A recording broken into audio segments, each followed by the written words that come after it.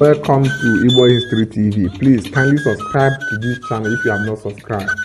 Turn on the notification icon for more updates.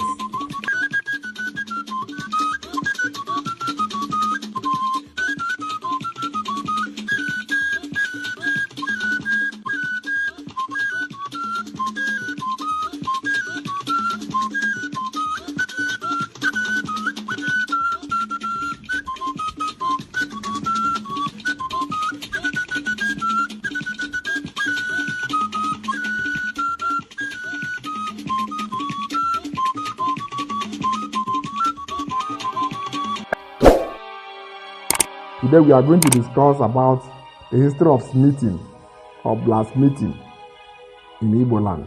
Use of iron slabs piled up religiously in the village of Leja, Nsukka, was carbon dated to a time period ranging between 2000 BC to 750 BC. Similar discoveries were made at nearby Opi and Omondo, dated to 8th century BC. These discoveries have established the fact that iron smelting has been going on in this region of Africa since 2000 BC, which makes it the oldest evidence of iron working in the world. At a time when much the well-known civilizations in the world, including Egypt, were still in the Bronze Age, and the island of Britain was still in the Stone Age and very much primitive. Thus, ironsmithing in West Africa even predates the chronological time frame from Abraham to the time of Moses by at least 500 years. Archaeologists remark that findings reveal that West Africa went directly from the Stone Age to the Iron Age. There was no intermediate Chalcolithic Bronze era. The region around Nsukka constitutes the core heart of Agbaja people. The Agbaja clan had the longest record of ironsmithing in Igbo land. More so recently, scholars are now of the opinion that the bronze walls found at Enugu were the work of Udi smiths. The four most well-known smithing clans among the Igbo are Oka, Nkwereopiegbe, Eberiba, and Item. Oka started out as a clan of distinguished hunters, elephants, especially elephant hunters. Their main deity, after whom the town is named, Okikanube, is a god of hunting.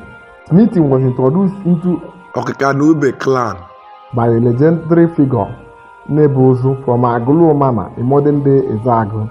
The Aglo-section of Oka guarded their smithing secret jealously and were able to establish smithing colonies with their monopoly. Oka smiths traversed as far as Igala, Eshan, Benin, and Okwane.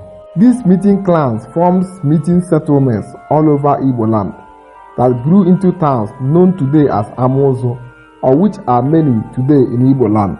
According to the tradition, when Chukwu sent Eri, the sky being, down to earth, everywhere was marshland.